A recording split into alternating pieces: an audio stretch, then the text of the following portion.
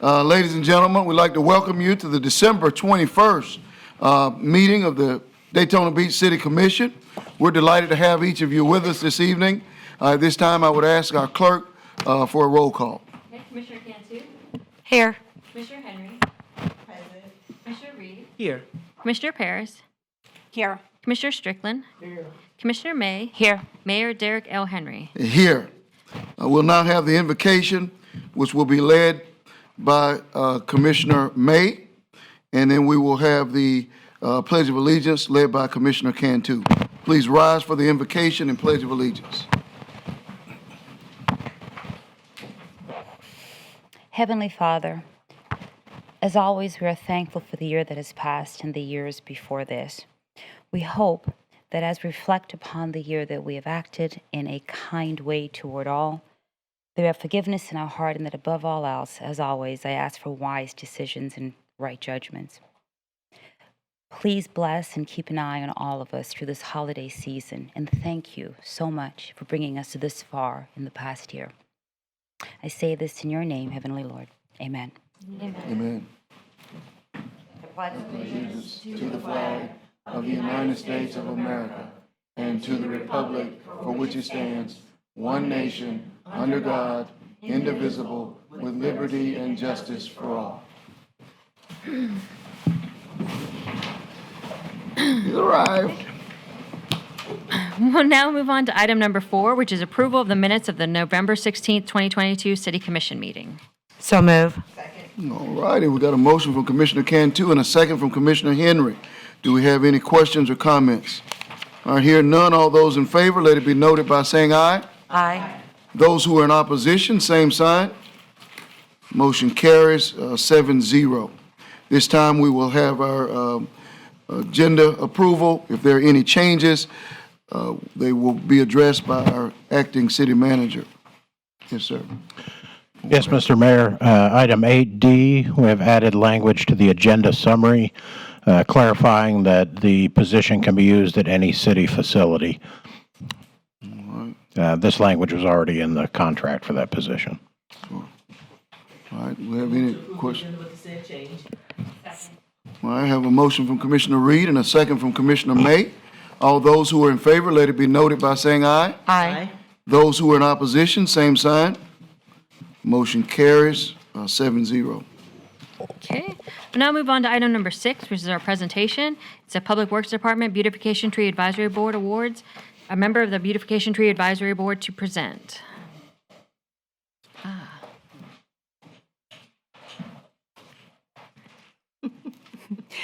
Mayor Henry, members of the City Commission, and Mr. Holmes, not Mr. Viecher. My name's Jenny Nazak, 501 Harvey Avenue, Zone 3 member. The Beautification Tree Advisory Board has selected Mr. George Alger and Mr. Jamie Newman, 535 Mulberry Street, as the Residential Beautification Award winner for the month of December 2022.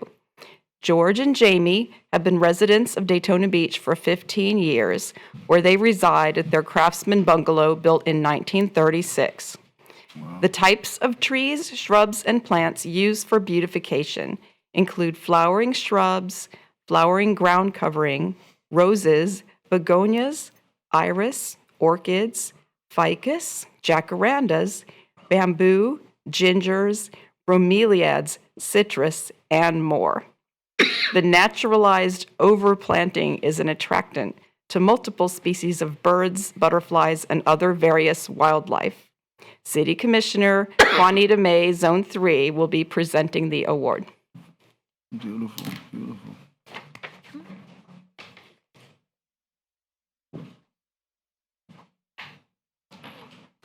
Wow. I'm super proud to be presenting you with this, and I'll tell you why. I have had the privilege of having tea in your backyard. And if you haven't driven by, the property is whimsical. Around every corner, there is something different to inspire you. I find that your property is transformational, and it elevates the spirit and the heart. And for that, we thank you in Zone 3. There you are. Thank you. Thank you. Well deserved. Can you take a picture of us? Is that possible? Can you take a picture of us? Oh, absolutely. Thank you. He's going to Mr. Pacher would be doing it. He's going to do it right there.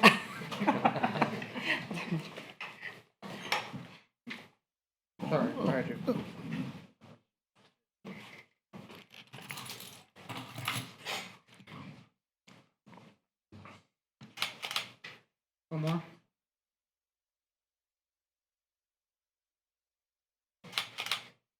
All right, awesome.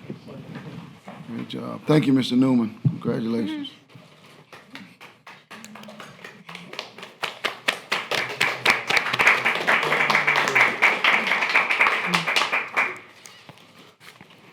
Mayor Henry, members of the City Commission, and Mr. Holmes. The Beautification Tree Advisory Board has selected Ichi Ni San Asian Grilled Ramen and Sushi for the Commercial Beautification Award winner for the month of December 2022. The Ichi Ni San Asian Grilled Ramen and Sushi Restaurant, 246 South Beach Street, has been serving the Daytona Beach area since 2018. Owned by June Dispongsa, a chef herself, specializing in authentic dishes inspired by the cultures of Thailand and Japan. Everything that leaves the kitchen is nothing but delicious. The types of trees, shrubs, and plants used for beautification include purple hearts, white begonias, succulents, moss rose, crotons, poinsettias, and tri-star stromanthe, and more. Mayor Derek Henry will be presenting the award.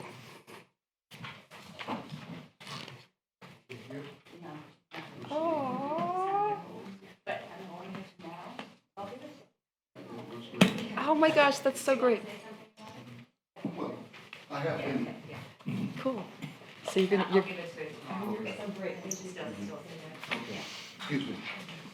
We would just like to say, first and foremost, this is a beautification award, and beautification comes in many forms, certainly aesthetically. The property is well-maintained, and we appreciate that, but I also appreciate the culinary delight that emanates from their kitchen. So congratulations, thank you, and we appreciate you sharing this, and please pass on our appreciation for all that they do. Thank you.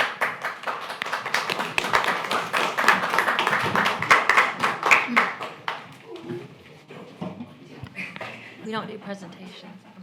We don't do. Okay.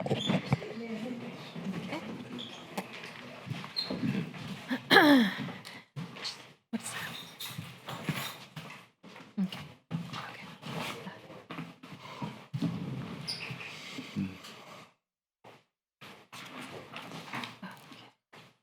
All right. Okay. So we're going to move on to item number 7. During this time, citizens have the opportunity to address the City Commission on any item on the consent agenda. And so far, I have one speaker. It's Mr. Frederick Brown. Yeah, check that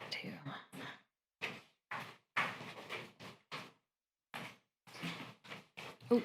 Good evening, City Commission. It's Frederick Brown, 1508 Crescent Ridge. Andy, you look really nice in a suit. You clean up very well. It's good to see you up there. Anyway, yeah, I have some questions that might pertain to you as well. First of all, on item 8B, once again, we're buying more gas-powered vehicles. And again, I have tried to emphasize we need to be the city of the future. I realize the number one truck is not available yet, but it will be soon. But there are some other vehicles that should be considered. It seems that we always buy from the same source. I don't know if that's getting competitive bidding or not. I don't see that end of it here as a citizen, but it would be interesting to note. And I don't know if Mr. Holmes has anything to add on that. And maybe after my remarks. That contract is competitively bid. I'm sorry? That contract is competitively bid. Okay. Where we buy the trucks. Always seems to be the same guy. That's why I was wondering. And then on item I, as you know, I've talked about this before, and obviously I'm very much in favor of improving Mason Avenue. The problem still remains. You've got a bottleneck between two four-lane stretches, which are pretty nicely laid out. The other major thing is we paid $361,000 for a flooding study, which included the north end of town. The one thing that DOT nicely pointed out is, yeah, we have, they call it ponding in the roadways, and it's a problem. And we need to address that. And it's like we're putting a Band-Aid on something that needs on an amputation. And it's just, we need more. I really would like to see the city take a proactive stance in petitioning both for state and federal, if we need to get the flooding taken care of, because The shame of it is, we got a I think it's at 8 million on this project. Some of the ideas are great, especially the crosswalk. Again, Mr. Mayor, I've mentioned this many times. I would love to see the city of Daytona adopt a standard with the hawk lighting, which they are proposing, but with the different lighting, instead of the beacon, which is a single point failure system, I really wanted to get the in-roadway light systems.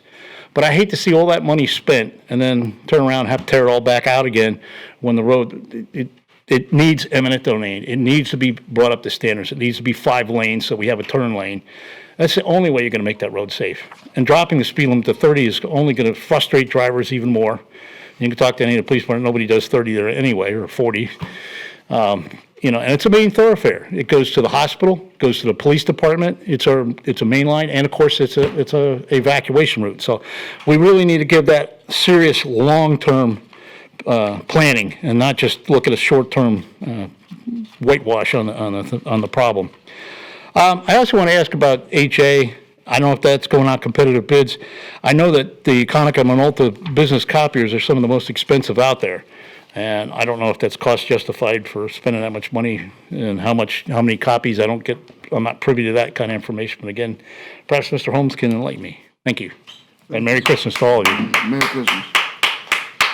That was my only speaker for the consent agenda. All right, we'll entertain a motion to approve the consent agenda. So move. Second. Take a motion from Commissioner Cantu and a second from Commissioner Reed. Do we have any additional questions or comments? Yes. Yes, ma'am. I don't think I need to, do I? I don't think I need to pull it, but 8I and the second phase of that resolution, I would like to add that the city of Daytona Beach, when second phase, which we have a while, that we contribute something to make that process speed up a little when the time comes. And I believe, Andy, are we in agreement with that?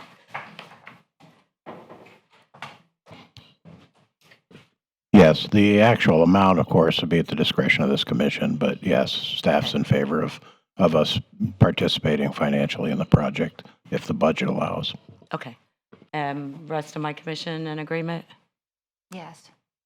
Yeah, Okay. no problem.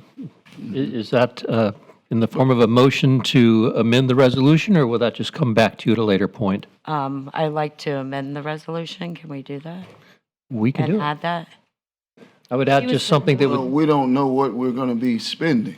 yeah, it wouldn't be that specific. It would say something like the city may consider funding in the future of the Correct. project with other jurisdictions in order to expedite the project, something to that To be effect. determined?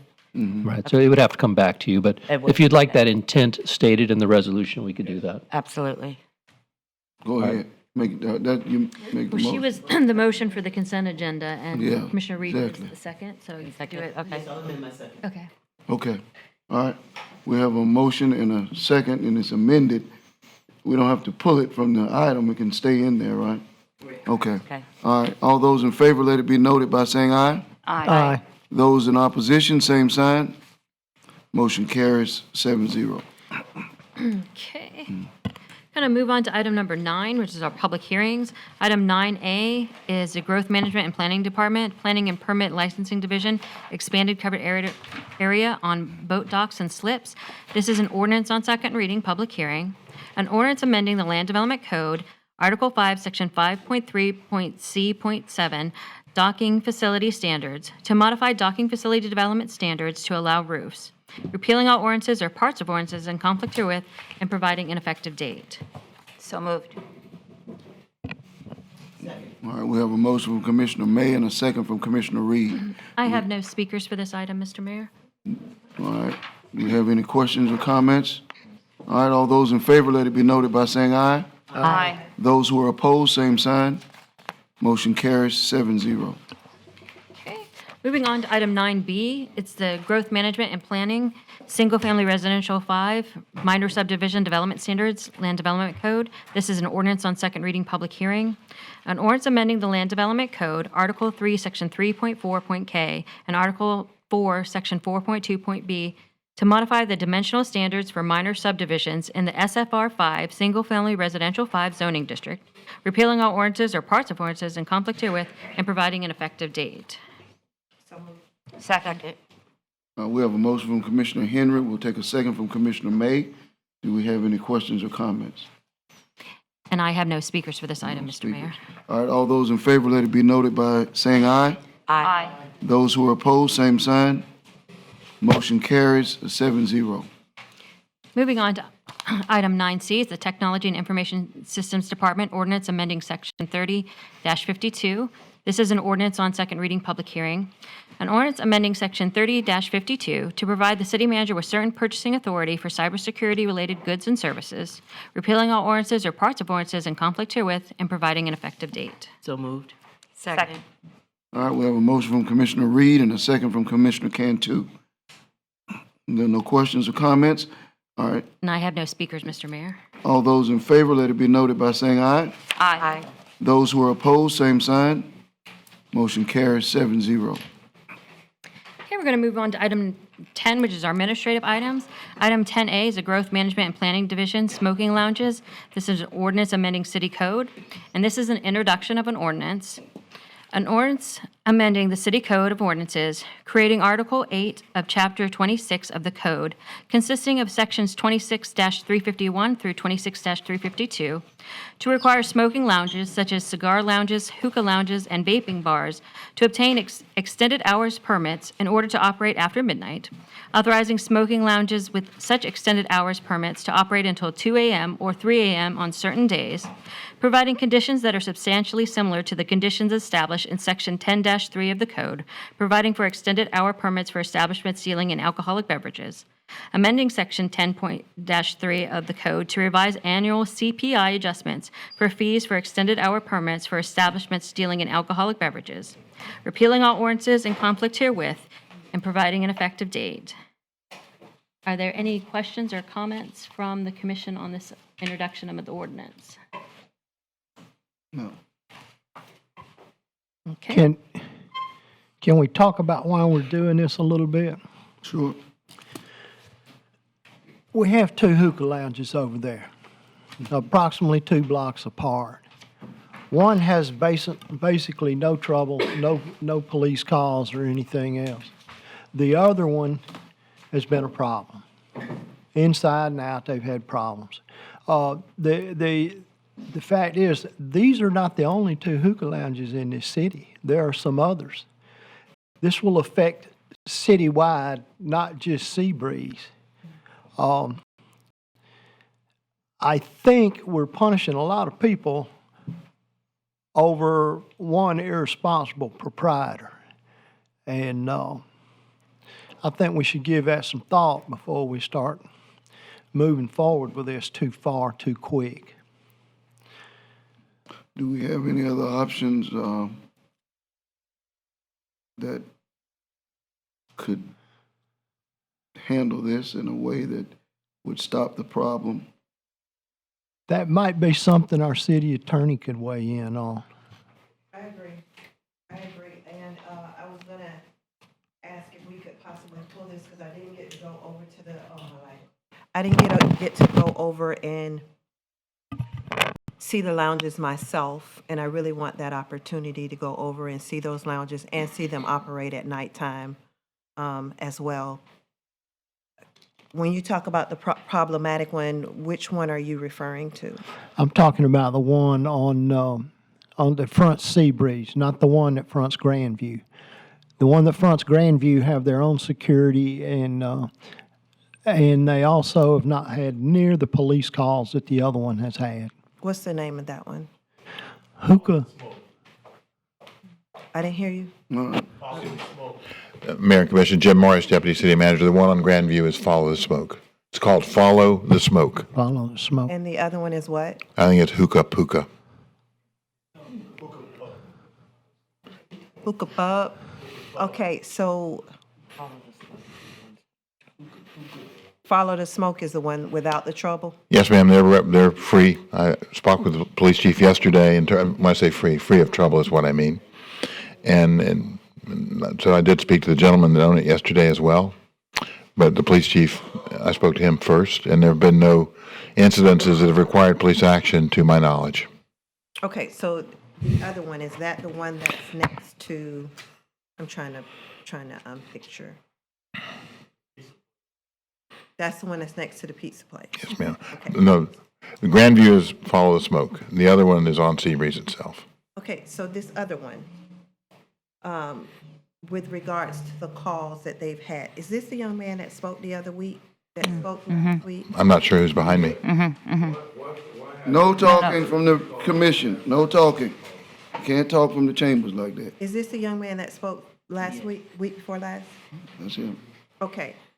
So my question is,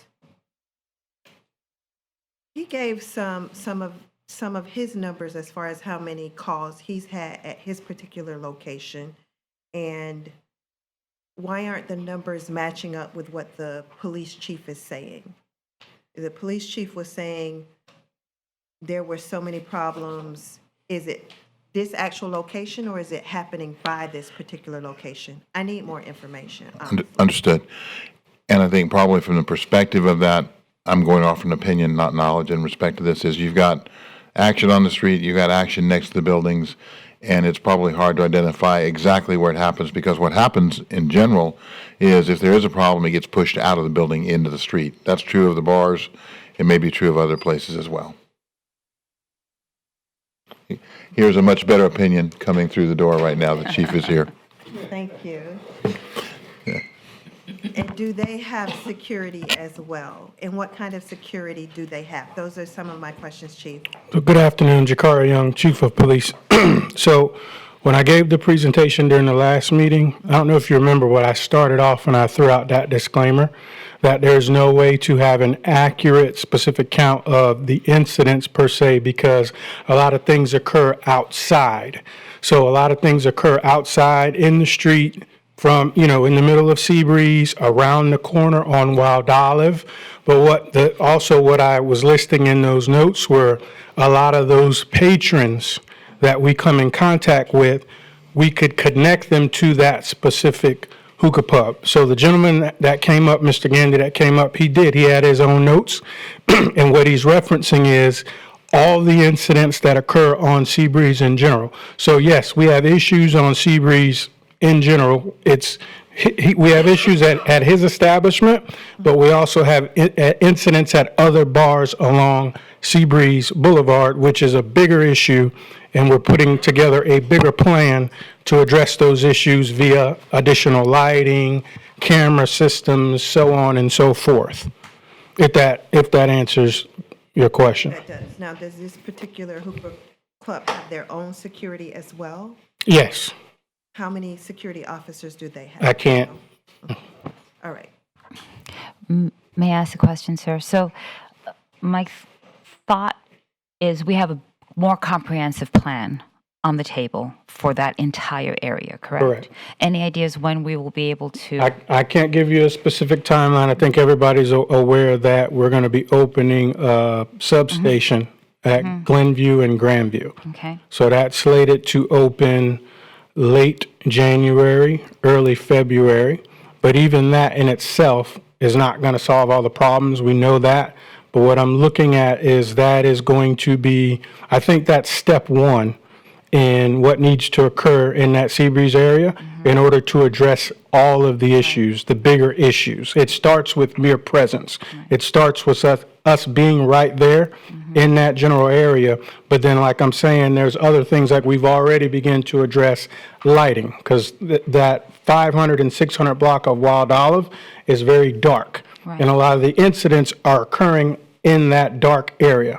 So we've coordinated with FP&L. I believe it was the 500 block that they've already restored some lighting there, but there's still dark spots in the 600 block. So we were even looking at adding light banks, Sure. temporary light banks to kind of further light up that area so that, it will help reduce the crimes that are occurring in the darkness. And then there's been several discussions about a comprehensive camera system that pretty much covers that entire Seabreeze corridor. So even if we're not right there to catch incidents when they occur, it gives us the intel that we need to go back, identify people, and then appropriately charge those responsible for the crimes that are occurring in that area. So a year ago, I think it was about a year ago, we all went to a 2 o'clock closing on Seabreeze. Yes. What was the effect of that one thing in that area? Did it help at all? Did you see a reduction? Yes. So it does help because all the bar, I think that's why, I'm glad you asked the question, because I think that's why we're focusing on the hookah, because the hookah stays open. So when bar closing goes into effect, even moving forward to 2 o'clock, it does assist in clearing out that area, getting everybody out of the bars, back to their vehicles, and out of that area. But what happens is, with the hookah bar staying open until whenever, a large majority of the crowd will go from maybe another establishment and they line up in front of the hookah bar. So it's kind of like, you know, we cut our nose to spite our face, so to say, because everybody else is shutting down, and we're making some progress, but you still have the hookah that's open, and we're still having issues later on after 2 p.m. because that establishment is allowed to stay open when everybody else is already shut down. So then, which do you think, because you're the professional in this, would be most effective? Doing these... A consistent closing. Number one, Consistent okay, closing. I can go with that. But are you what are your thoughts from your experience? Are you thinking to do a little bit at a time? We went to 2 o'clock, then in January the substation opens, and then are we doing little bits at a time, or is it something that you think would be more effective if we did everything at once? And we said, okay, in 1 month it's go time. Or do you think it's better that we go a little bit at a time? What are your thoughts? If it was realistic to do it all at one time, that would be best. But I don't believe it's realistic, because I know things take time, things take money, resources in order to get everything in place. But I think the most effective thing would be if we were consistent across the board with all late establishments closing at the same time. That way, when we come in as law enforcement and we're assisting folks getting to where they need to go, they can't tell us, well, we don't have to leave because we're going to the hookah bar. So we have closing bars consistently in all establishments. Does that include the pizza places, et cetera, or is that different? Because they stay open also. Right. So that also entices people to stay. So are we looking at that also, because they're still milling around, or is that different? Well, yeah, because that's a retail establishment, right? So they stay open a little bit later. So they sell, and we do sometimes have issues at the pizza places as well. Okay, so we have the consistent closing, we have the police station, we have the extra lighting, we have potential cameras as well, we have extra people, extra officers on duty. How long do you think? This will change over a year, 6 months? Because that's a lot that we're doing at one Right. time, right? Because I like force, I like mass at one time. But how long do you think? I can't give you that. Okay. Because even with the substation, originally, we were told by the end of this month, by the end of December, but it got pushed back.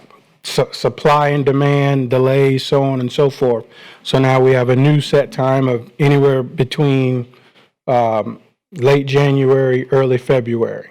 And did we do a survey of, I'm sure you know, did we do a survey of when the others close, and what the impact will be to the other facilities like this in the rest of the city? Are they comfortable with this? Because I don't see them. Like, I haven't done that they survey, show no. up, right, but they haven't. They're not open, most of them at that time. Okay, all right, thank you. You're only gonna be open if you got business that's gonna come there. Right. And the reality is that you're attracting people, and that's, can't blame the business for that, but it's a problem. And that's clear from the numbers. There's no denying that it is a problem. And there's no denying that the people who live adjacent to that are tired of it. So as I always do, I take a moment to speak to the people involved. Whether I agree or not agree, I always take a moment to just sort of listen to what they have to say. Sometimes go to meetings where I'm like, oh my gosh, okay, but I go anyway. So I've had a conversation with two of the owners. One thing that was interesting for me was the idea that if we actually went to 2 o'clock for everybody, what effect that would have. Our goal is always for an impact, but I recognize that it would be a start. That's number one. I'm just sharing what the conversation was about so that they're getting the opportunity for that.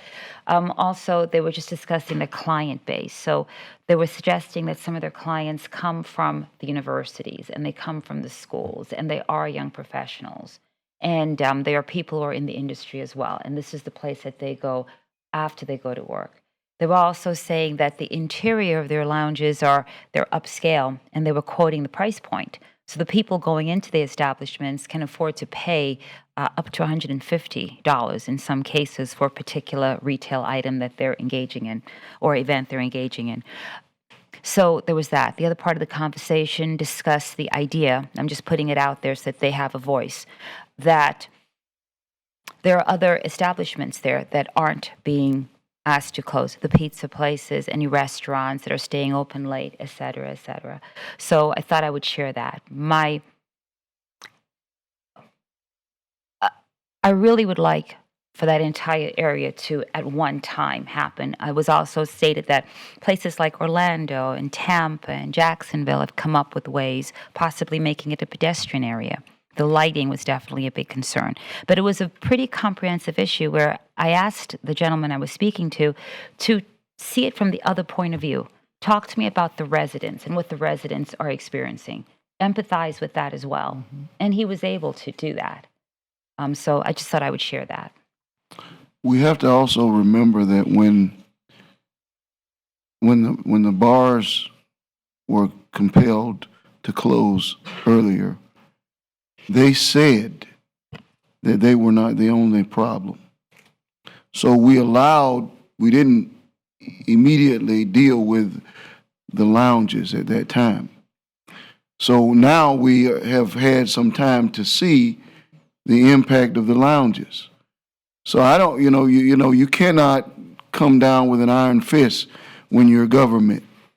And so my feeling is that if we choose to address the lounges and then you see that something else continues to be a problem, then you address that. But people have to be given an opportunity to show that they can manage a business that's reasonable and responsible in the way that we would like.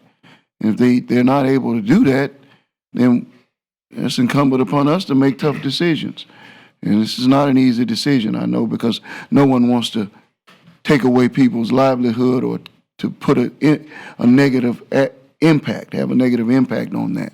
But I think we've had enough time to know when the police is telling us that it's not having the impact in part that we want, in part because these same people are staying and they're congregating, and we need to continue to give them a reason to go home. Just a procedural point, if I may, Mayor. This is first reading tonight, so it's not effective tonight. No. It's a procedural time. It's a time consumer. Second reading can be when the commission chooses. Mm-hmm. And from a perspective of the time that's been spent to date, mm-hmm. you can get first reading out of the way and not affect anyone and still have the opportunity to continue second whenever you decide to do so. And we do have a parallel amendment coming that's got to go through the Planning Board and Redevelopment Board before it gets to you.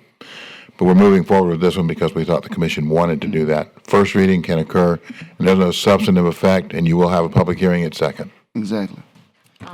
Chief, the Waffle House, are they closing early on their own, or? So I know they put up a special window, so after a certain point, it may be midnight, somewhere around midnight, they don't allow anyone else inside the establishment. They have a walk-up window, so you can order takeout and takeout only. And that was put into place because of several incidents that were occurring after bar closing. When everyone would leave and head over to the Waffle House, they're already intoxicated. So now you have altercations inside of the Waffle House. They got tired of it, so they start closing the doors at a certain point, and it's takeout only. Okay. So what do we have, what retail or restaurants do we have open after 2 o'clock over there? Without looking at a list, I know there are several pizza shops along there, some wing shops, but I don't have that specific list in front of me to know exactly how many restaurants are along that strip.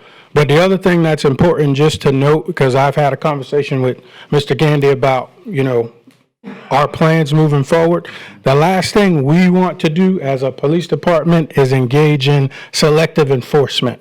That's not what we're doing. We respond where the issues are, and there are issues throughout that entire Seabreeze corridor.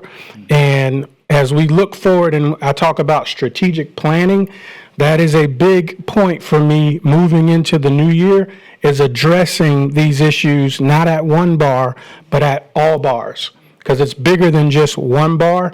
There have been some criminal complaints that have come through that I'm aware of, and I can't go any further because I don't want to show my hand, so to say, but I'm looking to address, and it's going to be uncomfortable. It's going to be uncomfortable for some of the bar owners over there because they've been operating, for a certain way for a long period of time. But I'm okay being the bad guy because we got to do what we got to do to make sure that that area is safe.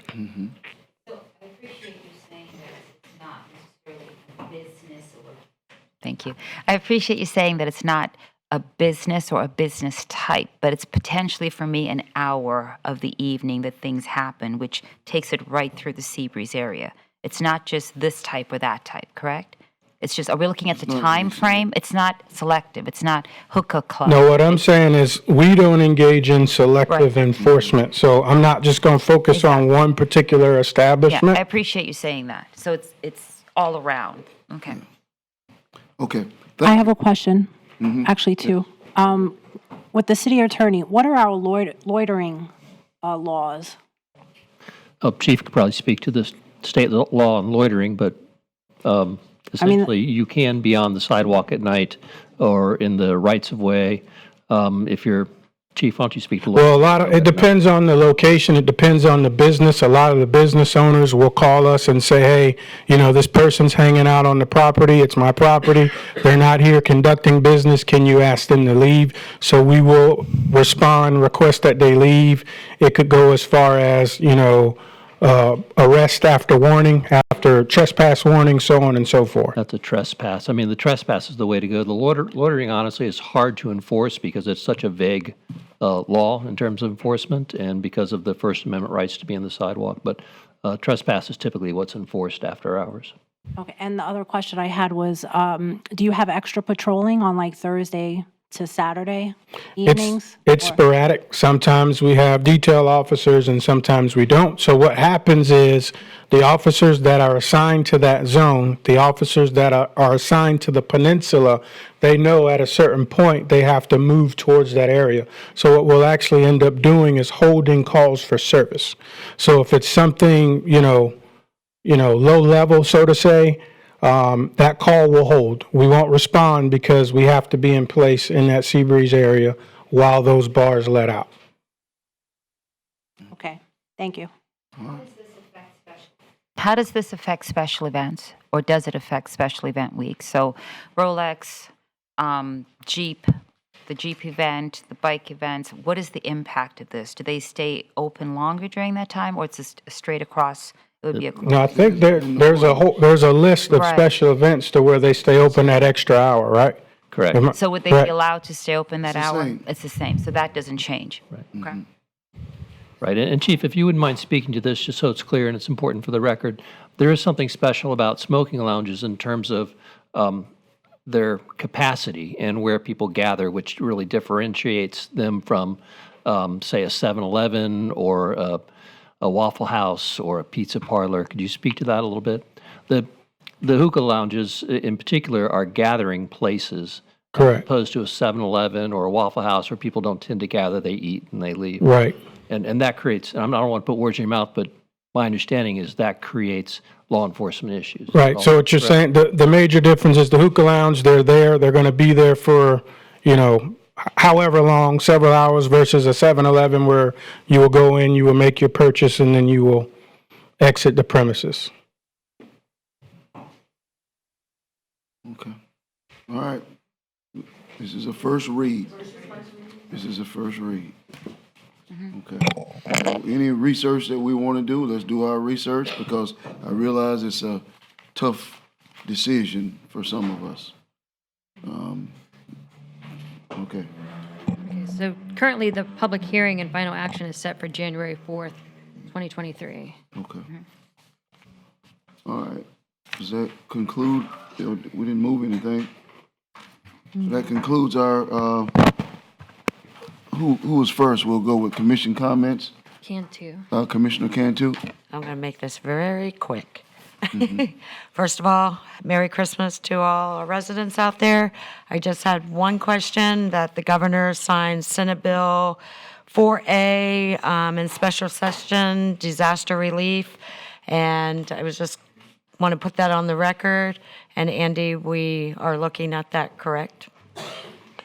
Yes, our staff and our consultants in Tallahassee are all taking a look at that now. It's very vague right now, like these always are, as far as the mechanics of actually applying for and receiving funds. But we are taking a look at that, and we will find out the details just as soon as they're available and see what applies to us and react appropriately. And that's it. All right, Commissioner Henry.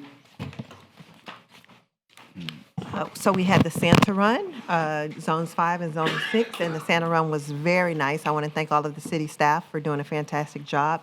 The children got to come back to the, it's the new Charles Cherry. Cherry, just The call new it. center. Cherry Yes, they got to come to this, the new center, and they got to take pictures with Santa Claus, and got little baggies of candy and had hot chocolate and cookies. So that was a big deal, and I want to thank everyone who participated and helped with that. I'm working on a STEM project with a couple of nonprofits, the main nonprofit being Black Educators Rock. And it is going to be an extensive STEM program where children will be able to take courses or many courses in different STEM areas. One being photography, so we'll have a photographer that will come in and teach a 6-week course. They're going to get a course in chemistry, so we'll have a chemistry teacher that will come in and teach 6 weeks of chemistry, robotics, drones, and the fun part about drones is that we're going to have the city and the sheriff's department and going to ask the police department, they're going to bring in their drone people and they're going to actually teach the drone classes. And anyone who has a STEM or stream, because we're going to include reading, background, and who can pass the background test, can come in and talk to us about teaching a 6-week STEM program for the children. It's going to be very neat. I put some of our ARPA funds towards that. You're going to hear more about it. It's going to take extensive planning, so it probably won't be kicking off until April, May, but the heart of it will be in the summer months. And I just wanted to give you a quick update on the STEM. We didn't make it in the game. Victory wasn't on our side, and like I told everyone, our heads are bloody but not bowed, in the words of Invictus. I'm sure the mayor's going to talk more on it, so I'm not going to harp on it, but the boys are... They're pretty disappointed, but they played a fantastic game, and we had plenty of people from the city that came. I want to thank the Beachside because I just thought that was the neatest thing, what the Beachside did in ensuring that we were able to get an additional bus. And when I tell you that warmed my heart because that's community. That's community, and I want to thank you, all of you who helped make that happen for those children who got the opportunity to go down and go to the game. And we have a lot of keep our boys in your thoughts and prayers. They're just very sad, very, very sad. Lots of moms are talking about how they are still crying, still in their bedrooms. But we're still planning to have a parade for them, and we're hoping that the city will come out and celebrate these young men. Good. Commissioner Reed? Thank you. Yes, sir. I am a proud San Canier. We like that. We like that. I was very proud to be there and to support, and I cheered. I tell you, I cheered. I even made Commissioner Strickland cheer. But it was an awesome coming together of our city. I think we were 10 buses strong. You know, we pulled up and we were like the first bus. The other people were looking at it, like, is that all y'all got? Well, oh no, baby, you keep looking. Okay. And we filled up the stadium and we cheered and we stomped and we brought it. So Daytona represented, and I was proud to be there. As you all know, the Cherry Center is now named. and that was exciting on this past weekend. Also, First Lady Cassie DeSantis came, and 4 houses have been completed. You and I went and judged the street, so she came in honor of that. Unfortunately, the weather didn't take us to the homes, but it was still recognized. So proud to be a part of that with Farouk Husseini. And then my project with the Housing Habitat for Humanity, they have completed 6 roofs. Oh, wow. Not roofs, we've done the roofs. They have completed 6 homes of painting and landscaping in their yards. And they're, each month they're addressing one need while assessing another need. So I'll be looking to see how many more homes perhaps in my zone that this project can continue to support. So that's exciting. And our PIO and her staff put together little yard signs. Oh, great. The city of Daytona Beach, I incorporated with the links of Daytona Beach. And because our young people are doing community service by going there and helping with the landscaping. So it's a community service project for them as well. So proud that that project's coming along. Merry Christmas. Have a blessed new year. I look forward to seeing you all in January. Thank you. Great, great, great. Commissioner Harris? Yes, ma'am. Merry Christmas, everybody. I just wanted to say that 2 events that I did attend, which was really nice, the Homes Bring Hope, that was beautiful. We were there to support these 4 families that were so emotional and going on this journey, and it was just so nice to see how the city and outside entities work together to bring these people opportunities, which was really nice. Also, the renaming of the Midtown Cultural Center to the Cherry Center and hearing the stories from the family about Charles and Julia, which was really nice. Also, this weekend, it's going to be very cold. So the Volusia County has shelters open, actually 1 shelter. It's the Port Orange Methodist. So if you know anyone who needs shelter from the cold, to pass information along. And I believe Our Lady of Lourdes is giving out blankets to people that need it. Then there's an update on Bridgeport Heights. I had some people ask about the signage. It's at the vendors right now. So once the signs are made, they'll be put up. And there's a lot of other projects going on, but I just want to wish everyone a Merry Christmas, Happy New Year, and we'll see you in 2023. Wow, thank you. Yes, ma'am. Before Commissioner Strickland speaks, let me also commend Commissioner Parrish. She presented at the Midtown Neighborhood Watch, and she was well received. Oh, great, great. Thank you. Yes, sir. It's pretty apparent that I'm not a good loser, I think.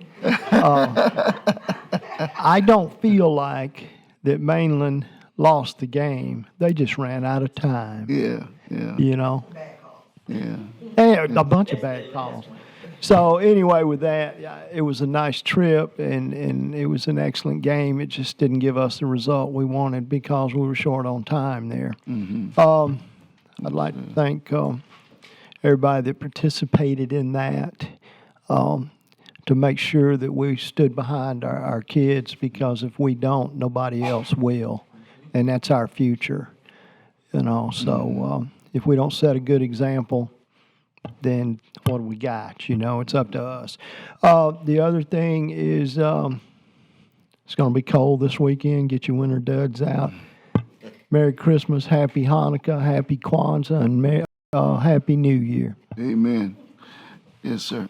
Amen. So this evening in our meetings with with Mr. Holmes, I wanted to make sure I put in the record the question about redistricting and making sure we're moving forward on that, and I did receive some response to that. Also, I'd like to know where we are on the mural project. We briefly went over that, so just a quick update on, are we doing murals? We had a really good conversations, robust conversations about murals and the art and the city. Where are we with that? Are we moving forward with it, or is it Morris could probably speak to that more directly. I know we'd had several conversations in the last couple of weeks regarding finalizing the regulations and also putting the advisory board together. There have been staff members meeting to create the criteria for the murals. There's also been funding requests to the redevelopment office, and there's been some work there to agree on funds. I don't think there's any that have been started yet, but artwork has been submitted, and we're working to finalize that part of it. Okay, thank you so much. Yes, ma'am. Also, we, the mayor, the commission, we had conversations about the Nexus study and the affordable housing initiatives. I'd like to know, when do we think in the new year we're going to be moving forward, even with the conversation about this? When would If we I like may. to do that? I had a conversation with Mr. Brown, and Mr. Fiecher's out of town this week, and we're going to get with him the first part of the week to see what schedule we should follow on that. And certainly a threshold question for the commission to consider, and you've raised it before, and I think you, Commissioner, in particular, and I should say I'm Jim Morris, Deputy City Manager, that you had asked about our existing supply. And the supply has actually built considerably since we started. We had about 230 units with Clyde Morris Landings, another 200 or so in the second phase. That's being paid for by tax increment financing. And we have an accounting program to see whether or not you truly have people that meet the standards for affordable housing in terms of income and so on to come in there. Mr. Brown and I had a talk yesterday about another project that's asking for city support to do affordable housing. So we're moving forward with creation of affordable housing regardless of the Nexus study. Okay. And so in terms of identifying existing supply, and whatever the city may think its share is certainly a thing I think that should be coming back to the commission for more discussion. Mr. Brown and I were speaking about that and having a discussion with Mr. Fiecher upon his return, so that you work from the study, which is sort of an identification study, over to an implementation mechanism, which will be an entirely different effort. But that's been the discussion to date. In that, I think when the manager gets back, you'll have more specifics in terms of dates and schedule. I was of the impression, however, that the staff would bring this commission a series of options to begin executing. Is that not what you all are working on? We've got that all set down as far as the report is concerned. We've been working with actually getting affordable housing on board through the programs that I've mentioned, Of course. as well as working with Houses for Hope and Homes for Hope and other programs there. In terms of implementation of methods, we have not been working on Method A, Method B, Method C. That's not going on presently. Okay. It's at the manager's direction, ma'am. Well, I think we should be telling the manager that he should be bringing us something forward, because that's what I expected. Some options for us to now consider, because we have the study, whether we like it or not, or agree with it or not, it's the study that we paid for, and I didn't disagree with the numbers that they gave us. Yes, sir. Understood. So, wherever he is in Cyberland, unless we have a difference of opinion, I'm expecting some discussion about things to be done. And staff-wise, I know that we're ready to move forward with that in terms of commission seated now, redistricting is coming, those things are all kind of established. And as it relates to redistricting, I know I'm a little off subject, but we're working through with the consultant to finalize that so the commission can review those proposed redistricting plans. You will see those very shortly as well. And I know part of the conversation had to do with getting the commission seated and moving into methodology for implementation and bringing that to the commission as currently constituted. And then I think, Mr. Mayor, you and I went back and forth on this a while back. Are we planning on having any kind of input from, consideration from the builders, the developers, anything like that? Are we planning on having any kind of opportunity for them to speak on it at all? Well, I have said all along that we're wide open canvas for them to speak. Okay. I mean, So- they don't begin to speak until we begin to have an opinion. Okay. And I will say they are waiting in the wings. I've heard from Exactly. numerous people. Yeah. Okay. Well, I want them to be able to speak because I want to act. Okay. I don't want anyone to think that this is not that this doesn't continue to be the primary issue in our community. That's not our idea at all. Yeah. Mr. Brown and I actually spent probably close to an hour yesterday on a project as well as implementation. Well, I understand that part, but we need to have, all of the things that we can do, we are doing. Yes, sir. But I want to have more things that we can do, Understood. so that we can have a broader opportunity to really address the issue, which I'm big on what we've done, because I think, and I've said that to people, I'm proud of what we've done. The landings is a major monumental achievement for the community. Yeah. So I agree with everything. I think it's fantastic. Thank you for moving forward. With regard I've spoken with some people involved in building. They themselves have some really wonderful ideas and approaches and contributions that they can make. They've been doing their own research as well. So I would like to know at some point how we plan. Is it going to be a formal kind of thing where they come to a workshop? Is it something we create a forum, or do they just give you ideas and submit the ideas to us and that's it? I'm just I would curious. say, Mayor, if I may, in respect to the question, it's really a direction the commission will give us when the manager's here, and y'all collectively say, this is the program we want, and move forward and do it. We understand the direction in terms of methodology. Commissioner May has a question or a comment in respect to collegial activity with VCARD and other groups like that. All things that we can do. I'm always, in terms of conversation with the community, we go where the commission directs us, and that's exactly where we will go. Well, I'm also of the opinion that if they have something, they should be reaching out to the staff now. There's no reason not to do things that you can do. We are doing things. So if they want to do something, step up and make it happen. And if we need to take action from the commission, by all means we will. But I think that the staff and the manager understands the direction. And so the things that he can do, he will do. So what I'll do, just so you know, is I will reach out to some of these entities and I will say, would you please start submitting ideas, concepts, concerns, and they can submit it directly to Letitia, to you, whomever. I think probably it's to my attention, I'll distribute it. Super. Okay, that And I would be would say great. too, in terms of action with the staff, as we field development proposals and affordable housing is requested, and typically there's financial support also requested. At the same time, we're working with those developers, and that's the product of what you have seen. And Atlantic Housing has been a good model. That's Clyde Morris Landings. And there are other models. In fact, yesterday the issue was impact fees in the discussion there. I understand from Mr. Brown, he reached an agreement with those people today on that subject, and he and I had a conversation yesterday. They came today and it was finalized, as I understand it. So we are working on that as well. Okay.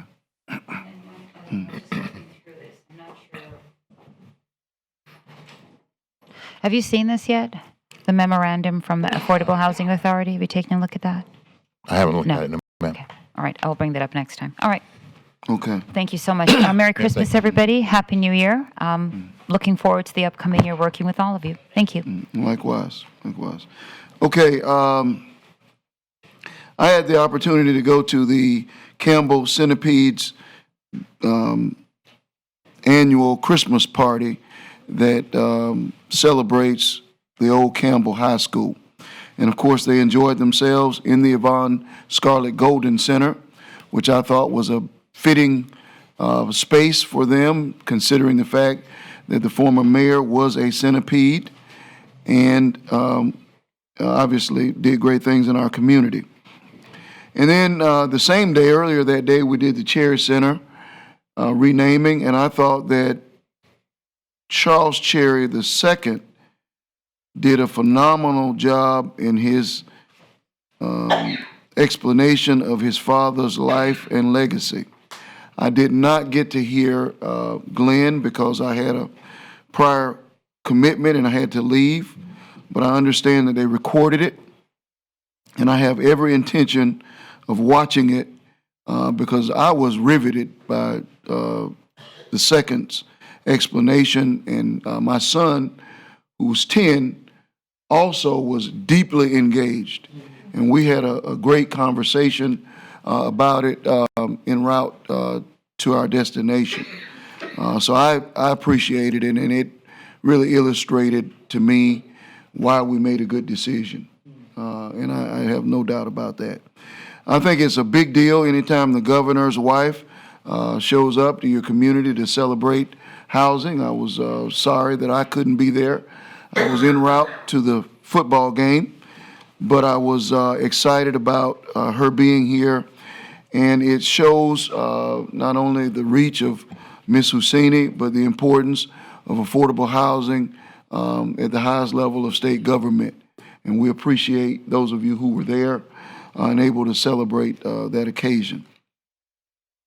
I am constantly receiving from a particular individual on the beach side remarks in social media about us and our lack of attention to the beach side and to issues related to the beach side. I don't agree with those remarks. I'm not responding to them, but many of the remarks are along the line that we are a beach community, and that's what we should solely be focused on. And, you know, my thought is that the beach is our greatest natural resource, and I believe it's our greatest attraction worldwide. But we're not just a beach community. Only less than 10% of our residents live on the beach side. So the majority, the gross majority of people who live in Daytona Beach do not live on the beach side. But that doesn't mean that we are not attentive, I think, to the needs of the beach side, but we're a lot of things.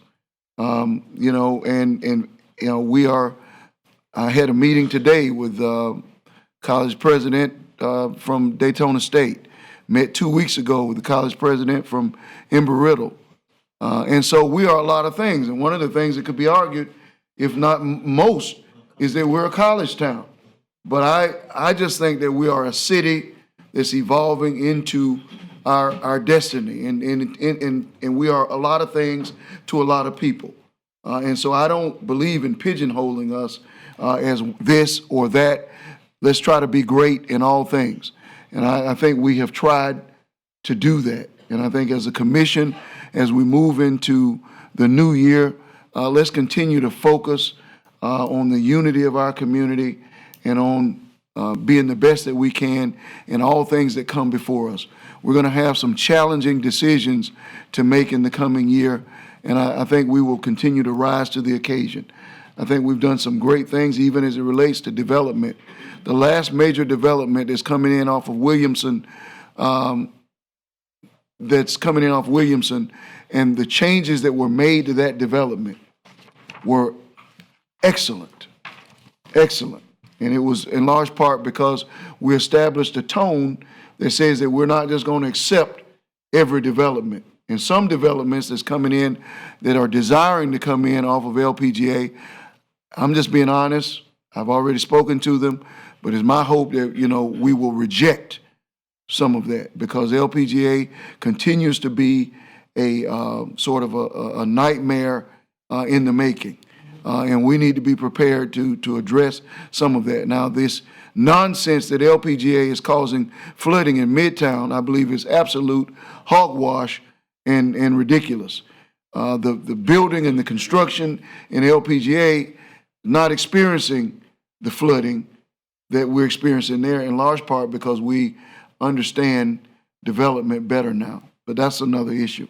And then finally, Commissioner Reed, as I've said before, in our house, we're raising buck of dogs. So my wife is a bulldog, but she cheered as hard as she could for the Buccaneers. And it was a great coming together of our community. And I think we'll have other opportunities in the future to do likewise because not only is the football team primed to return to this level of success, but we currently have a girls basketball team that I watched practice probably 5 or 6 times. Haven't been to a game. But I'm going to tell you, they're as good a team as I've ever seen at Mainland. Probably the best I've ever seen of girls' team. And I understand that they are getting ready to do battle with Spruce Creek tonight. Is that not true? And so I know Commissioner Henry, like me, I may be swinging that way because I think it's an 8:30 game. So I'm going to go ahead and wrap my remarks up by saying that Brown & Brown, $10,000. Daytona Toyota, $5,000. John Hall, $5,000. Beachside Community, $3,000.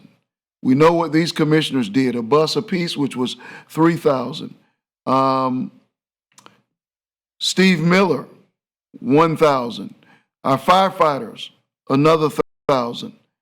I'm not sure the exact number that came from my ARCA funds, but I think it was close to $5,000. What we were able to do with that was to send all those students that signed up, every student that signed up was able to go. They went, and Ms. Nazak, who led the Beachside Drive, is wearing the T-shirt. They all got a T-shirt. They all got Heavenly Ham, I think it was, for lunch. And then they all got Chick-fil-A. And none of that cost them, and they were all, every last one of them, B students. And they met the standard that the principal established, at least that. And so, very proud of their behavior and the way that they conducted themselves and have conducted themselves. Those young men, after that game was over, and I have been on both sides of what they experienced the other night. You know, the winner and the loser of championship games. And I had to learn something after the first 1994, and I'll share this with you all. 1994, as a coach, I came home, and for 2 weeks, I had the hardest time talking, teaching, recovering. And I promised that I would learn how to respond better as an adult coach, young coach, wasn't 25 years old at the time. But it's a tough challenge, but you learn how to deal with both sides of the coin, winning and losing. And those young men, I couldn't have been prouder of them. They felt the pain in that moment, but you didn't see a helmet thrown. You didn't see a personal foul at the end of the game. You only saw young men conducting themselves with pride, dignity, and coaches who led and guided them and who are leading them towards being outstanding citizens in our community and wherever they go. I thank all of you for what you did, each of you, because each of you stood up and stepped up and expressed your appreciation for what they've done and supported them. And let us continue to support and push our young people to greatness. Excited about this STREAM program and excited to support it in my own way, whatever way that is, because we are raising some fantastic citizens. That concludes my remarks. I have Yes, a sir. question for you. I'm not big on participation trophies, but would it be appropriate for us to provide some type of dinner or celebration for those guys for just getting there? I think what we should certainly do is invite the coach and make it Mainland High School Day to City Hall. And if we want to do some sort of dinner or support their, they have to have an awards banquet. Right. So we can figure out ways that we can support the awards banquet from the commission and make certain, because if they had won, we would have been raising funds that would have probably, for rings. And when you win a state championship, it's customary that you get a ring. And I'm the proud honor of 3 of them and have 3 children. And I will bequeath nothing more important to me, to the 3 of them, although things will be more of value, but nothing more important than those 3 rings to each one of them, 1, 2, and 3. So I say that to say that it means that when you win it to you. So certainly I'll reach out to the coach and see how we might be of assistance in celebrating. And thank you for bringing that up, because it was my intention also to do that. Okay. Do you have anything, sir? Yes, thank you. We have a request from the Volusia County Bar Association to place a bust of Judge Richard Graham in Riverfront Park. And the Riverfront Park Foundation actually sent this over to us. They received the request. They're in favor of it. Staff's in favor of it. There's a memo, an informational memo on your desk here and in front of you about that. It does require approval of the city commission in order to do that. So we could bring that back to you as an agenda item, or if you want to handle it quickly. I think we should do that, because I believe that when you are talking public space, we should give people an opportunity to address and be able to speak to it. While my knowledge of Judge Graham is of exemplary service to the community, and see no reason that I would not support it. Okay, we'll prepare an agenda item, bring that back. Okay. I have a question. There are 6 pedestals there, and they're asking for his bus to be on one of those pedestals. Are these people not identified yet, and they'll come before us every time they have someone that they want to commemorate? I believe that's the case, but I'm not 100% sure of that, so we'll find out the answer to that. All right, in case you didn't hear my question, there are 6 pedestals because the light shine, which my mic was not on. there are 6 pedestals around Dr. Bethune's statue. And I was wondering why those pedestals were there. And so I'm supposing that whenever they want to recognize someone and commemorate them, they'll go on those busts. So it'll be on an individual basis. And there is no list of those individuals at this time. Okay. Okay, right.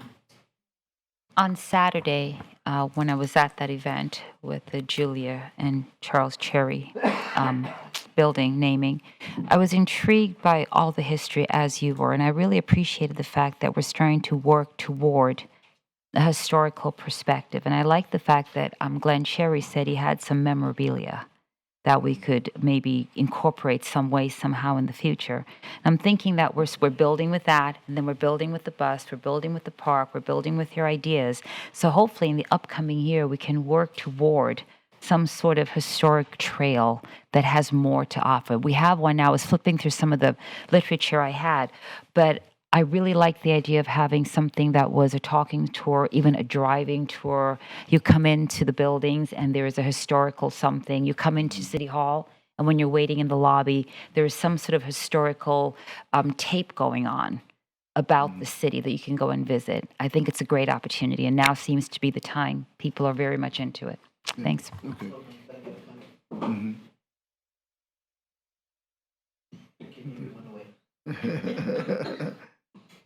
It's interesting that you should say that, Commissioner May, because Donna Banks is working on a historical kiosk. And perhaps City Hall is where that should be while people are in the lobby. But it's something to discuss in the future, but to let you know that something like that is in the works to present to us. And I have talked about an app, which they say that the app is available online, but I want it to be, I haven't reviewed it, but I want it to be something that when you go to any of our, the Black Heritage Trail, that you would be able to access that app and listen about the trail. And I don't think we're at that point, but I do think that that's where we need to be working towards that, to talk about our history, because we have to tell our history. And I think that, I don't think I know that a community rich in history is attractive to people who visit. Whenever I go to a city, it's one of the things I'm looking for, is how do I learn about this space that I'm in and its heritage and what its ancestors have left to our collective journey. So I think, I will get with staff and see where we are on that and how we can incorporate all of that in one. We're all kind of heading in the same direction. I keep looking at I went to the Dickerson Center. I'll be touring all of our facilities. And I went to a few of our facilities already, and I thought, what a great space. We have I love the Yvonne Scarlett Golden Building. To me, it's a natural performance space. I walk in and I envision things happening there.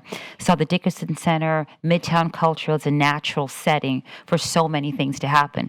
And I keep imagining us having a rotating historic something in there that every month we move it around the community, or we bring in new pieces. We have exhibit space in there that we can get things on loan from different people in the community. And I think it would be an interesting place to start to house it. We keep waiting for a big museum, which would be nice, but we have these places which would then draw people into the community. So I was very happy to hear that we're all heading down the historic trail. So it's good. Absolutely. Okay. Was that it for you, sir? Yes. Mr. Attorney? Nothing further. No comments. All right, let's make this the merriest and best of holiday seasons, Christmas, Hanukkah, whatever it is that we celebrate. It's my hope and prayer that we will be safe, that we will be prosperous as a community, and that we will continue to be blessed. At this time, we will hear from the greatest citizens in all of America. Okay, our first speaker is Marjorie Johnson, and on deck is Alex Goins. All right, Goins. Mr. Goins?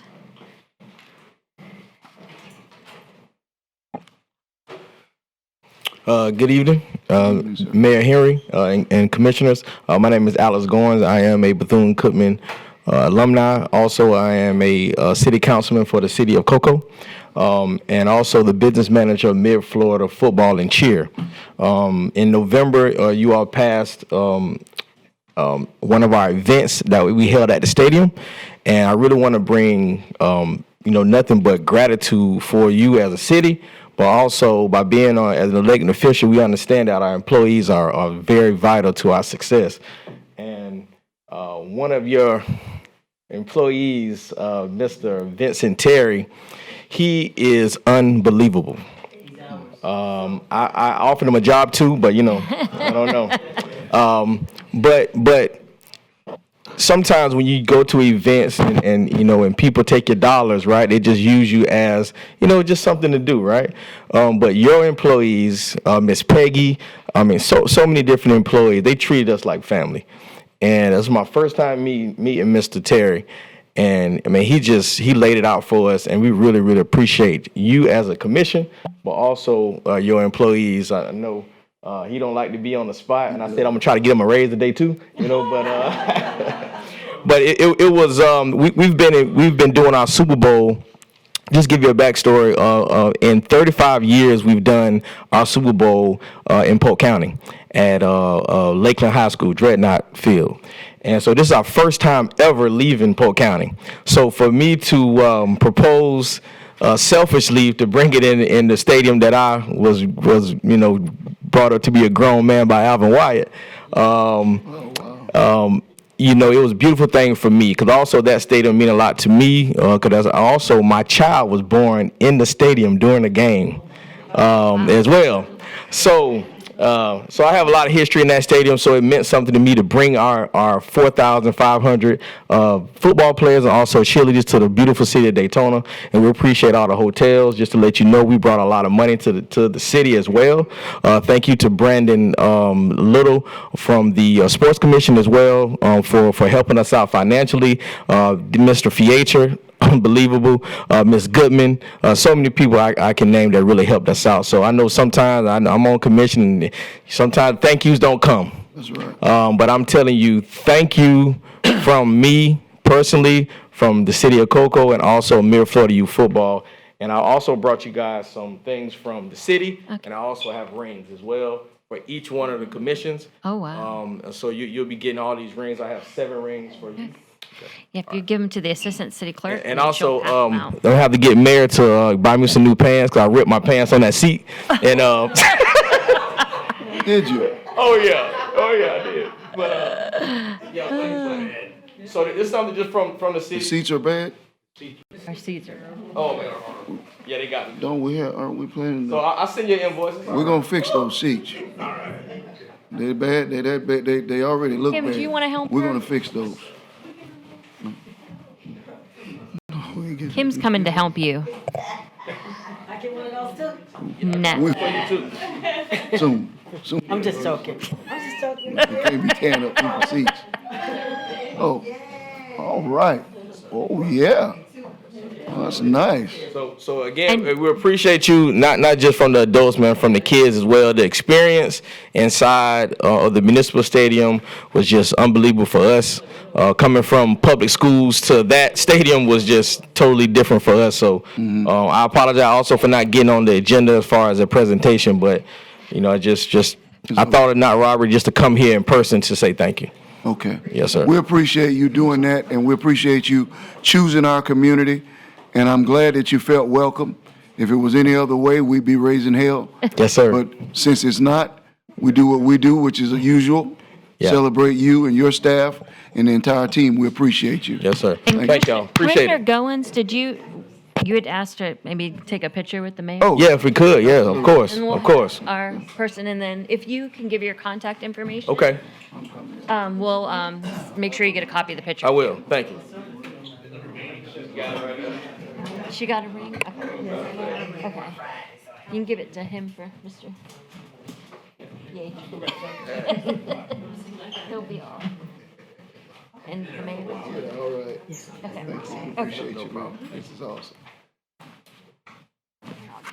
Let's move over a little bit. I don't want that there. Okay.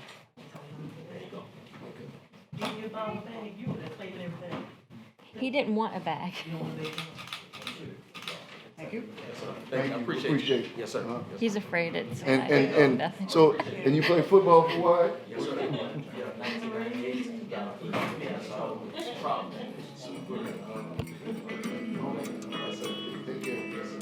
Uh-huh. Okay. I don't see Ms. Johnson here yet, so our next speaker, is it Richard Jacob?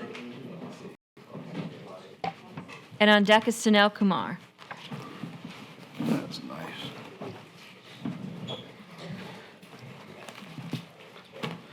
Good evening to the mayor and to all the commissioners and everybody present in the hall. My name is Richard Jacob. I'm the owner of Follow the Smoke Hookah Lounge located at 631 North Grand View Avenue. I know everybody's wishing here Happy New Year, but should my New Year be jeopardized over the fact that my business will run out in less than a month if the ordinance passes? Will that be a Happy New Year for me or the 10 people sitting over there and to their families? It's a valid question. I've been in this place 5 months, running 7 days a week. 7 days a week, from 7 p.m. till 4 a.m. with no issues whatsoever. And I'm pretty sure Mr. Young, the Daytona Chief Police Officer, did say about the statistics in numbers about the violence that is happening. Can you please point me one way, in one direction, to follow the smoke that we created any of these issues? Why are we getting jeopardized for this? $180,000, we wash plates, we serve tables, we save this money to come to Daytona to do this business and we are getting jeopardized? That's my question here. I respect the city, I respect the law and order. We are ready to do anything to obey anything that you guys say, with all due respect. We're not here to take any resources from the city. We're not trying to here cause any problems, but to look into the positive side of us. And I'm pretty sure, Ms. Paula Reed, you did take our address last time during the meeting. We were expecting you there. Ma'am, you did say that you have no idea what is a hookah lounge. You never did your research. Don't get me wrong, I'm just being open. And I'd like to thank Ms. May, Ken Strickland, and also Monica, ma'am, for even considering our word and even to talk at this hearing. I really thank you for that. But what I'm asking is to come in the between, come in the middle way, the city and as a business owner. Do the ordinance, the conditional permit, from 2 to 4. If any of the hookah lounges, there's only 3 hookah lounges left in Daytona, 44,000 foreign students, just like me. I'm a pilot too. I studied in Embry-Riddle. And I'm bringing something back to Daytona. And all the students, they come there, they sit down, they study, they have different kinds of hookahs, and each hookah is not cheap. It's not $10, $20. It's like $80 to start with. We have been successful in just 5 months. We don't want to jeopardize that. That's what I'm saying. Please come take a look into our hookah lounge and see if it's worth giving us a chance to prove. From 2 to 4, give us the condition. If any of the problems, I didn't go through the conditions, what is written over there, but I did see over 3 or 4 calls over that, the city has the, I would give up my business if we cause the problem. Take off our permit, take off our licensing, take off everything. No problem. I respect that. But why we are pushing at 2 o'clock, don't shut us, 2 o'clock is because a lounge is different from bar, sports bar, a nightclub, and a gentleman's club. Your time is up. Thank you, sir. But thank you so much. And what's your address? 631 North Grand View Avenue. Okay. Thank you. Thank you. Our next speaker is Sunil Kumar.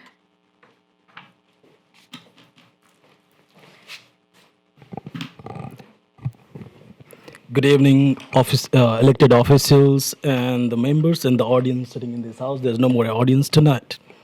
I don't know why is that, but last time when 2-3 times I came, there was a lot of audience. I'm not going to take my time too much. I'm going to continue where he finished. I have other people in the lined up. They're going to do the same thing.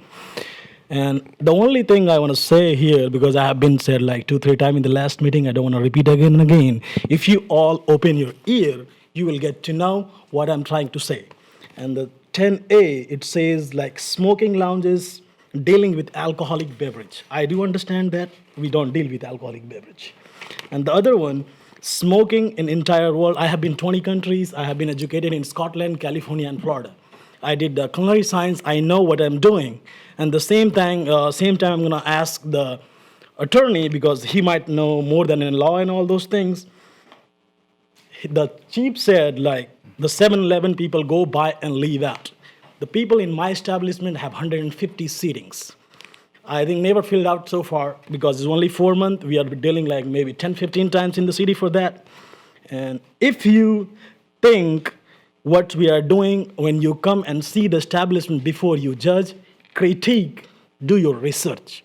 Because you are elected bodies sitting in the front on me and in everybody making a decision without research. Let me ask you, what is hookah? What is hookah? What is hookah? Let me know what is hookah.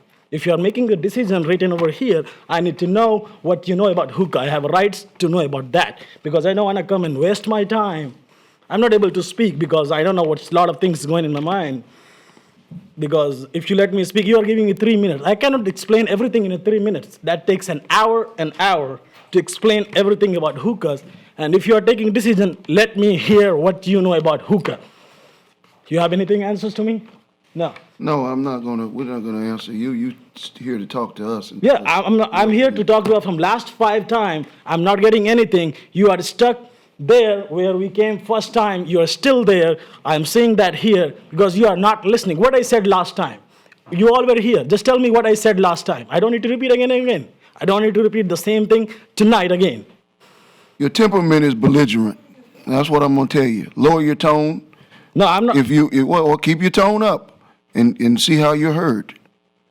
You're not gonna be heard with that tone. Bring it down. I'm not mad. I'm not rude. I'm just telling. This comes from the inner heart. Because I tried 3 times, 4 times, 5 times, and it's like, okay, your time is up. Because I'm not able to finish what I want to say. That's what I'm trying to say that, like, okay, you said like 7-Eleven.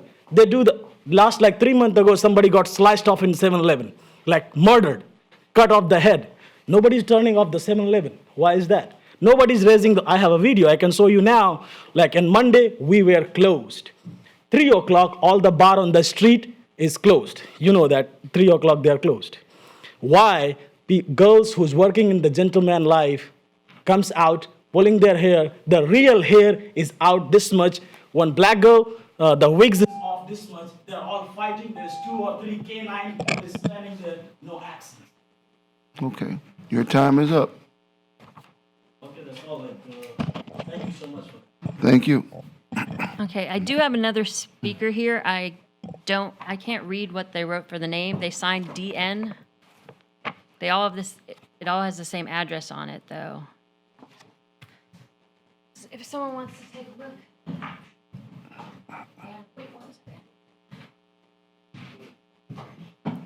Go on to the next one, and then DN will come up. Is it this young lady?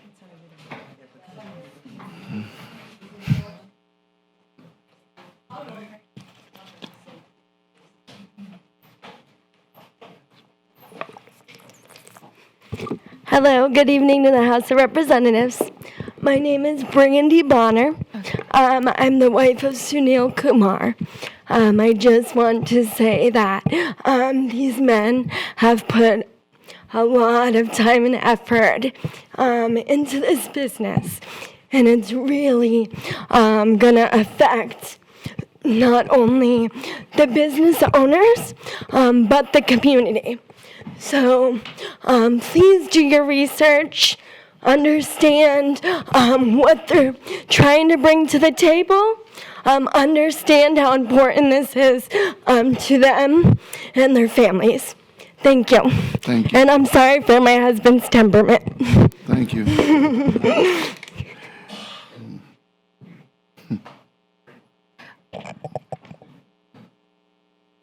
Our next speaker is J.C. Witt, and on deck is Anton Gandy.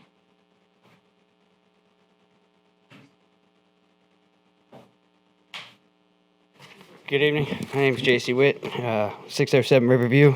I'm here to talk about Follow the Smoke Hookah Lounge and retail tobacco store also. See, I used to work next door to the Follow the Smoke as they were getting ready to open. I guess it was about 8 months ago. I saw many things being repaired, cleaned up. Eventually, my wife started working there. At this time, I went there to help her at first. Admittingly, I just went there to see because I wanted to see what was going on because, as you guys all know, I didn't know what hookah was either, as I'm sure you guys didn't either. I saw that there was a lot of things, negative opinions at this type of place and everything from what I heard on the news. as far as maybe the other negative publicity of the hookah pubs. In this area have gotten over the years. I quickly learned that I was wrong. These guys have come here, put all their money, heart, and soul into this community. They have cleaned up the street from what it was, from what I remember it. They are all about family and community. And if not for the opportunity that they have given my wife and myself in the present and in the future, we could be homeless after hurricane damage and everything else. I don't feel all establishments should be guilty upon association just because one or two bad apples. I think you need to look a little further and go there and see what they actually do and what they do for the community. So that's all I have to say. Thank you. Thank you. Our next speaker is Antoine Gandy, and on deck is John Nicholson.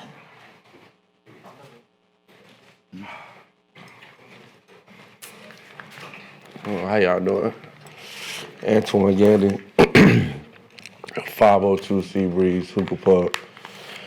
And I'm up here again just elaborating on some of the misconceptions of hookah lounges, some of the, this bad narrative. And I'm not coming with speculations or he say, she say, I'm coming with facts.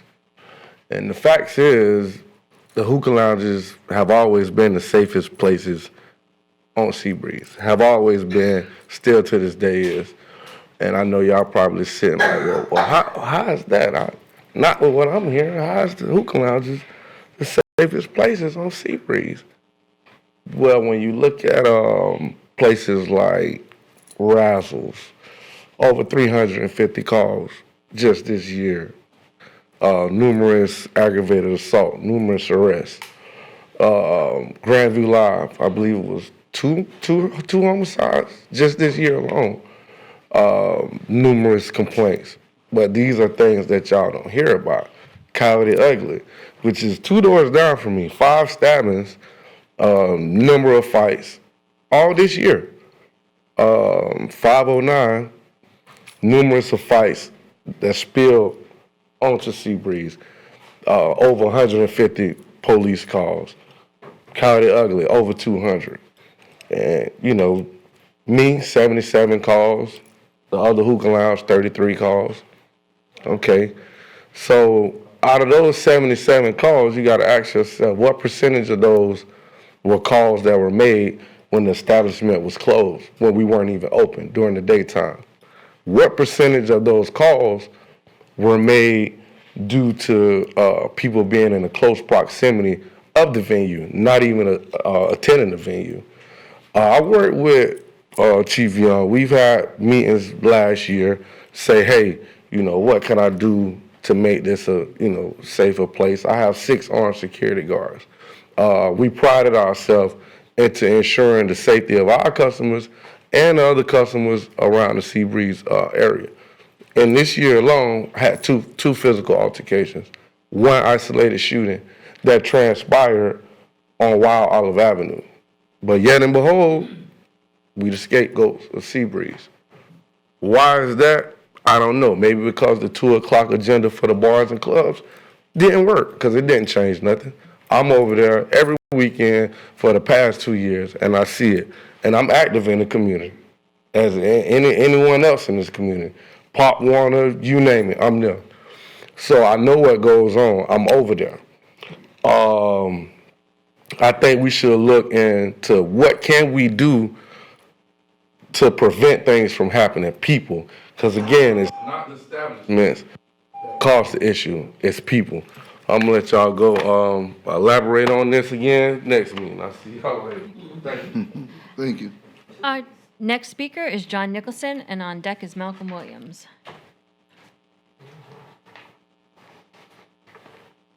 John Nicholson, 413 North Granbury Avenue.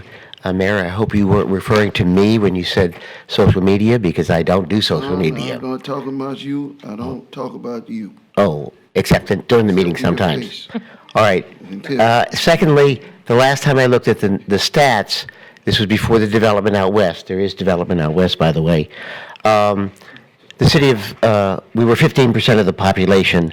We we're 48% of the value of the city of Daytona Beach on the beach side. So it is a major impact. We have been the major player in Daytona Beach for years, and we will continue to be a major player. Secondly, there are two restaurants on the area that we're talking about. That is the Waffle House and IHOP, and they both have problems at closing time. There are 4 pizzeria, 3-4 people go to the pizzeria. Waffle House gets a whole slew, and so does IHOP, and they both have problems. The problems are not the hookah bar that these gentlemen are talking about. The problems are 3 blocks away, so you really can't say that they're a problem. The problem is 3 blocks away. And I understand the gentleman saying, well, it doesn't happen in my bar, my hookah bar, it's next door. Their wall is Wild Olive. Their wall is Seabreeze. That's where the problems are. When the kids get out of 509, they literally walk right across the street. And 500 of them can't fit into that hookah bar. So they're all the way around. And they spill into the street. That's where the problem is. So if you pass this, there are 2 hookah bars that are going to have a problem that is not theirs. It refers to just one, and that is proximity. Secondly, Jackie Robinson Ballpark was on the consent agenda. It's a 1-year lease. How does that affect a $30 million makeover of the park? I thought it was $30 million because it would be here for a while. So we need to talk about that. Redistricting. I hope we look at it more as a community rather than have some outsider come in. We've been working on a 40-year-old redistricting concept. We've changed a lot in 40 years. The redistricting should show that as well. And then some of you got my sheet on City Island. We need to look at City Island. Once the park gets finished, the first park is fantastic. I expect the second part to be fantastic. Once you go over the Magnolia Bridge, you enter into City Island, it will look even worse. Once the other 2 are fantastic, it looks like a hole in the wall. So I'm asking you, I wrote several things that might happen there to spruce it up a bit. Large trees would match both riverfronts that are coming down. Thank you. Our next speaker is Malcolm Williams, and on deck is Frederick Brown.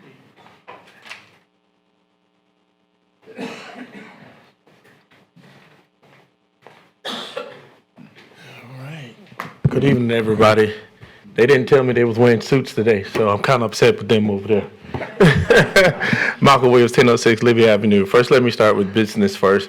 I want to say thank you guys so much for a great Santa run that we had. The community was really excited, and it was really, truly a blessing to see it go for this 3rd running. The Neighborhood Watch for Zone 5 will be meeting on January 2nd, the first Monday of the year, and I think I sent you guys invites to most of you guys.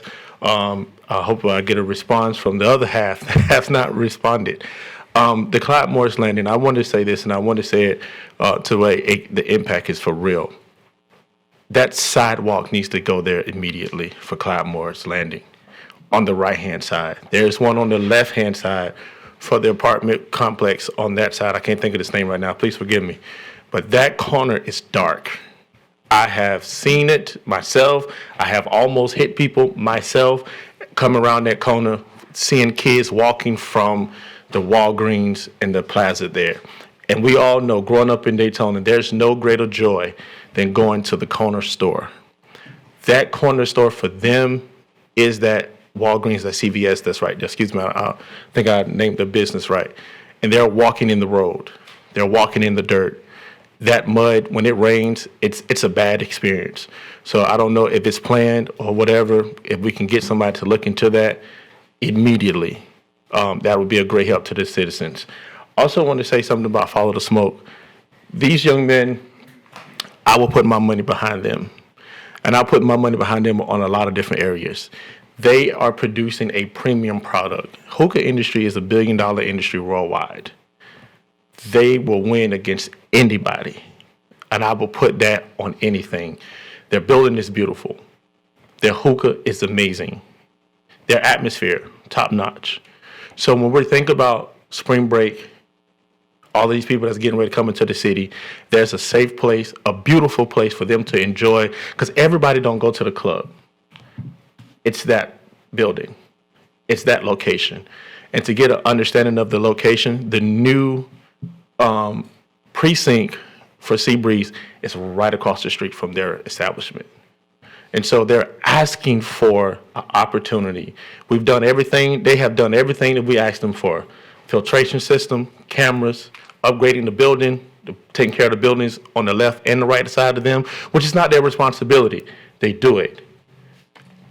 I understand we'll come back to this in January, but I want you guys to really look into what they're doing, how they're doing it, the excellence that they're doing it at. And for that, we'll be thankful and we'll be grateful. Anything else, y'all will get an email. Appreciate you. Thank you. Our next speaker is Frederick Brown, and on deck is Jenny Nazak.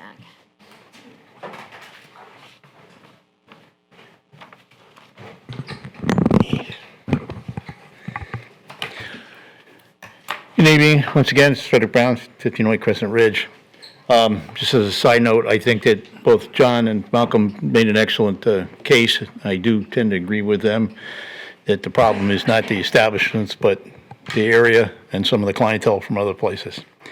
First of all, in Mainland High School, we spent a great deal of time in the last meeting. They have no reason at all to hang their heads low. They may not have a ring, but they should have a lot of pride for what they did in that game. It was an amazing game. Not all the calls went well, but again, hats off to them, and I'm glad the city supported them. I'd like to bring up once again, one other thing that I'm sorry that wasn't mentioned too. My veteran group participated once again this year in the Wreaths Across America. And for those of you who aren't aware, it's where we put wreaths that are donated on to the graves of veterans. And my particular group, VVA 1048, sponsors the Oak Ridge Cemetery, so we did a complete service up there. I also brought one of the other members down to the what was formerly known as the Cedar Hill Cemetery to honor Doc Mole, who has laid there for 54 and over 54 and a half years with no headstone. He now has a headstone. We will be doing a service on January 21st, and you're welcome to attend that. In his memorial, he was killed in action. He was a medic who was caught by a booby trap while trying to recover some of the Americans. And he was just 21 years old from this area, and he needs to be honored. Once again, I'm going to talk about Bridgeport Heights Park. Thank you, Commissioner Paris, for mentioning updating the signs. But as you know, and Mr. Mayor, you were right, in the extreme litigation that went through this, the two previous owners of the houses, when they started this in the beginning, both sold for a considerable profit, as I've mentioned.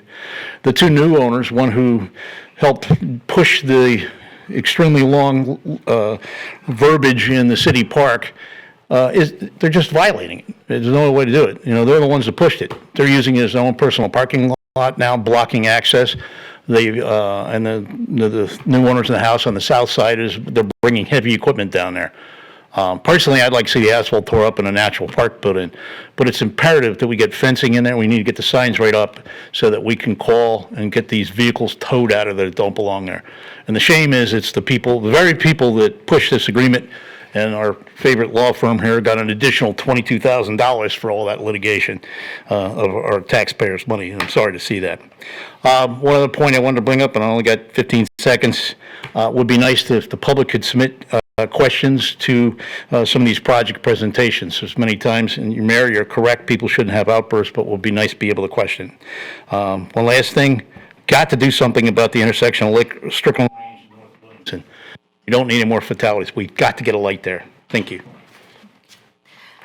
Our next speaker is Jenny Nazak, and on deck is Marjorie Johnson. Marjorie Johnson, you already called her name. I know. Her jacket's here. Jenny Nazak, 501 Harvey. I am a very proud resident of the beachside. However, a little while after I moved to Daytona Beach, I discovered the cultural and historic heart of our city that made me fall in love with this city and adopt Daytona Beach as my adopted hometown. And that was on the mainland, Midtown. There's so much cool stuff there. The beach is gorgeous. It'll always be popular. we could actually spend a lot less money, and I'm always sending my ideas about how we can save money and make a more natural place, like let it just be more natural, and then devote more resources to the mainland. And yes, the beach is great, but also, Mayor Henry, I'm glad you said about like history, towns that cherish their history, and also food. We have a good food culture here. We really do. So we should be proud of that. Yes, it is getting better constantly. So I don't know if you all got the email. I sent out an email that was like almost like a science fiction story from 2024, where I was wearing like a green thing over my face and pretending that I teleported here. Well, I was talking about how we turned the whole beach side into a natural park, where we were still living, but it was a nature park. And then all the money that we saved got completely channeled into massive flood control that was like massive green infrastructure, plants, a la, Black Panther, Avatar, really cool, futuristic, naturistic movie set. So that's kind of my vision, and I'm totally here for it. The football game. That was actually the only football game I've ever cried at. But that was really wonderful to get to go to that. It was also probably the most, thanks to Commissioner Strickland explaining to me some things, that was probably the football game that I've understood the most in my whole life. Because I've always been one of those sports fans, I go there and support like the team, the people who are playing, but I don't think I've ever understood as much football as I did that day. I must have caught some by osmosis. Thank you. Yeah. And thank you all. I always think of more to say. I'm a very verbose individual, which is why I will continue to email you. Thank you very much. Have a good night. You are. And happy holidays. Love you. Likewise. Thank you. Yeah. Rock star. Never. Okay, this is the last call for Marjorie Johnson. And that is my final speaker. I called when I said the 10,000 came from Brown and Brown. It actually came from Hyde and C.C. Brown. There is a difference. They have separate bank accounts. So did want to make that correction. Happy New Year and Merry Christmas and everything else. You are loved. Good night.